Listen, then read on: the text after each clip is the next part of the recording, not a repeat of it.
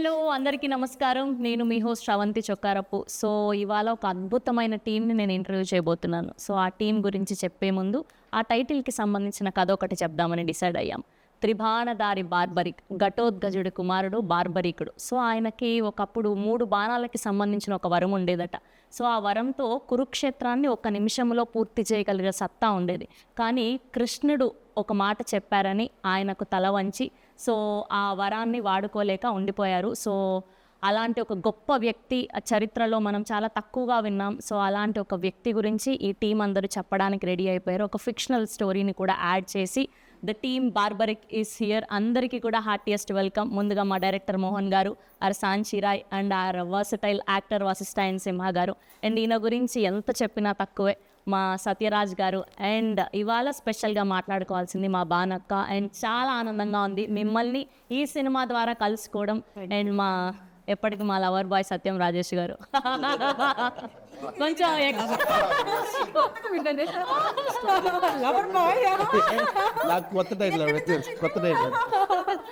So అలా so ముందుగా మీ అందరికీ కూడా హార్టియెస్ట్ కంగ్రాచ్యులేషన్స్. మీ టీజర్ రిలీజ్ అయినప్పటి నుంచి మంచి బజ్ని క్రియేట్ చేయగలిగారు. అండ్ నిన్న భానుగారి పాట రిలీజ్ అయినప్పటి నుంచి ఇస్కితడే అదే బానక్క హోస్ట్ చేసి మైక్ పట్టుకున్నా ఆవిడ్ని కళ్ళు తిప్పకుండా అలా చూస్తూ ఉండిపోతాం. అలాంటిది ఆవిడ స్టెప్ వేశారు అంటే యాక్ట్ చేశారు అంటే మామూలుగా ఉండదు. ఎస్ సో ముందుగా yes and moving to our favourite భానుగారు. అండ్ మీరు ఎలా ఫీల్ అవుతున్నారో తెలియదు కానీ యాజ్ ఏ తెలుగు అమ్మాయిగా మేమందరం సూపర్ హ్యాపీ.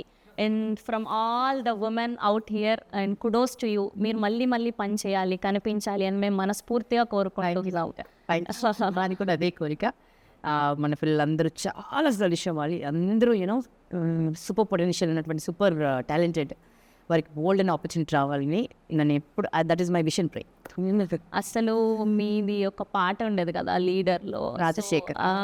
అసలు ఈవిడ ఏంటి అసలు హోస్టింగ్ సైడ్ చూసాము, యాక్టింగ్ సైడ్ చూసాము.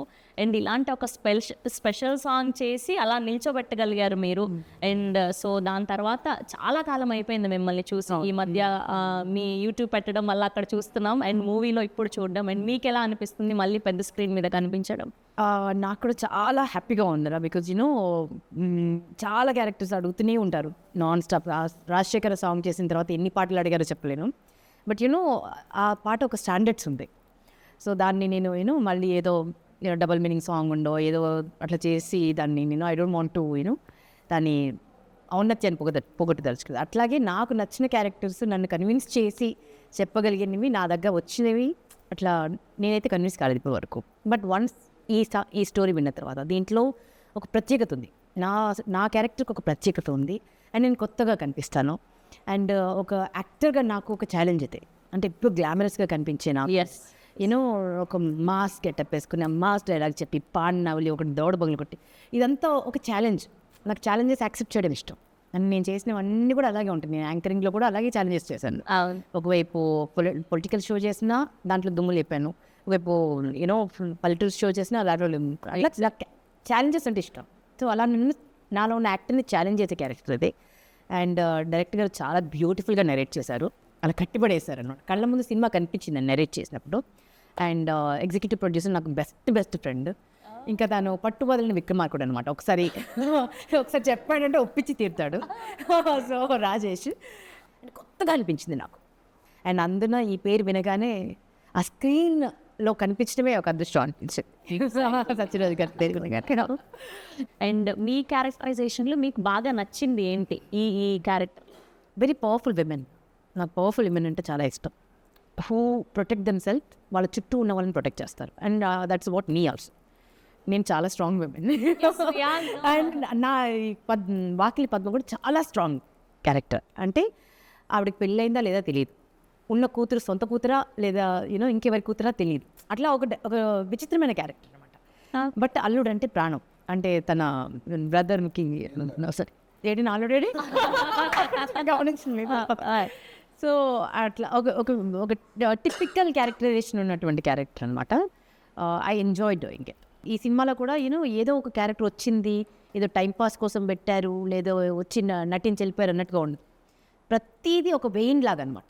ఒక బాడీకి మనకు ప్రతి నర్వ్ ఎంత చిన్న నర్వ్ ఉన్నా కూడా దానికి ఒక చిన్న నరం చిట్టిదని చనిపోతాం మనం. అంతే. సో ఈ సినిమాలో ప్రతి క్యారెక్టర్ అలా ఉంటుంది. ప్రతి క్యారెక్టర్కి ఒక చాలా మేజర్ రోల్, ఇంపార్టెంట్ రోల్ ఉంటుంది. అండ్ సినిమా మొత్తం ఫినిష్ అయిన తర్వాత మాకు ఏదైతే నరేట్ చేశారో అంతకంటే వెయ్యింతలు బాగుంది, అంతకంటే వెయ్యింతలు అందంగా ఉంది. అండ్ మీ క్యారెక్టర్ చాలా అంటే పోస్టర్ రిలీజ్ చేసినప్పుడు ఆ రోజు టీజర్ లాంచ్కి కూడా నేనే హోస్ట్ చేయడం జరిగింది. ఇందులో ఏదైతే క్యారెక్టర్ ఉందో నేను అలానే డ్రెస్అప్ అయి టీజర్ లాంచ్ చేసి చేసావారా? That's amazing.